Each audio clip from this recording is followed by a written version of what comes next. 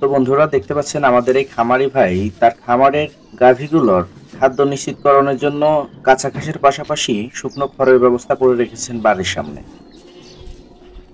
সাথে গাভীর দুধের কোয়ান্টিটি ঠিক রাখার জন্য তিনি নিশ্চিত করেছেন দানাদার খাদ্যের।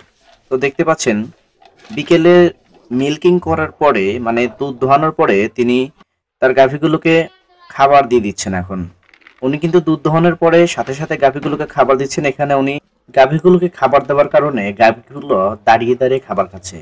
এখানে উনি নিজের মনের অজান্তে হলেও নিজের খামারের কিন্তু অনেক বড় উপকার করে চলেছেন নিয়মিত। আসলে কি উপকার করে চলেছেন এটা আপনাদের জানা না থাকলে ভিডিওর কমেন্টে বলবেন, আমি অবশ্যই জানিয়ে দিব। আর দানাদার খাদ্য শুধুই দুগ্ধজাত গাভীর দুধের পরিমাণ বৃদ্ধি করে এমনটা নয়, আবার সব দানাদার খাদ্যই দুধ বৃদ্ধি করে এই ধারণাও কিন্তু ঠিক নয়। এই খামারি ভাই এমন একটি দানাদার খাদ্য বেছে নিয়েছেন যেটা দুগ্ধজাত গাভীর দুধ বৃদ্ধির সাথে সাথে গরুর সুষম খাদ্য ব্যবস্থা বন্টন নিশ্চিত করে, সময় মতো হিট আসা, কনসিভ মিস না করা সহ সামগ্রিকভাবে তার খামারকে একটি আদর্শ লাভবান খামারের সেই উন্নয়ন বজায় রাখে এমন ফিড বেছে নিয়েছেন। কেননা আপনার আজকের জন্ম নেওয়া একটি বাছুরই আগামীতে আপনার খামারকে আরেক ধাপ এগিয়ে নেবে। আর এই কথা বলার কারণ হলো এই খামারি ভাই তার বাছুরগুলোকে আগে থেকেই ধীরে ধীরে এই দানাদার খাদ্য খাইয়ে অভ্যস্ত করেন। ফলে আজকের বাছুরটি সময় মতো পরিপূর্ণ হয়ে ওঠে আর খামারের পশু বৃদ্ধিতে বড় ভূমিকা রাখে। আসসালামু আলাইকুম বন্ধুরা, বঙ্গমাটি টিম আজকে এসেছে একটি গরুর খামারে। আমাদের ভাই আছে আমাদের সাথে, আমরা একটু তার খামার সম্পর্কে জানার চেষ্টা করব। ভাই, খামারটা শুরু করেছেন কতদিন হয়েছে? ভাই শুরু করেছি কমসে কম 5 বছর হলো। 5 বছর। শুরুতে কয়টা গরু রাখছিলেন? শুরুতে ভাই শুধু একটা গরু ছিল আমার। একটা ছিল। আর এই সবগুলো কি আপনার ওই একটা দিয়ে হয়েছে নাকি পরে আবার একটা? পরে ভাই একটা কিনেছি, এটা আমরা কিনছি 65,000 দিয়ে। শুধু এই দুইটা গরু কিনি। দুধ তো ভাই সম্পূর্ণ কোম্পানিতে দেই।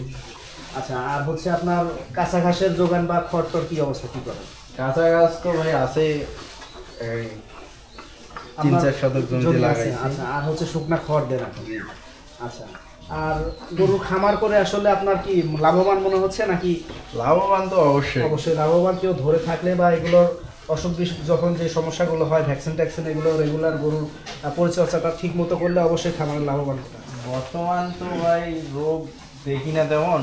আপনার খোরার ভ্যাকসিন দিয়েছি কিছুদিন আগে, খোরার ভ্যাকসিন দেওয়া হয়েছে মাসখানিক আগে খোরার ভ্যাকসিন দিয়েছি।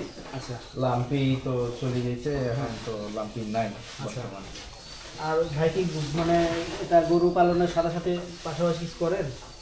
আমি পড়াশোনা করি, পড়াশোনা করতে অনার্স ফাইনাল ইয়ার দিব। আচ্ছা আচ্ছা, ঠিক আছে। আমরা ভাইয়ের সাথে কথা বললাম, গরু পালনের ব্যাপারে কিছু শুনলাম।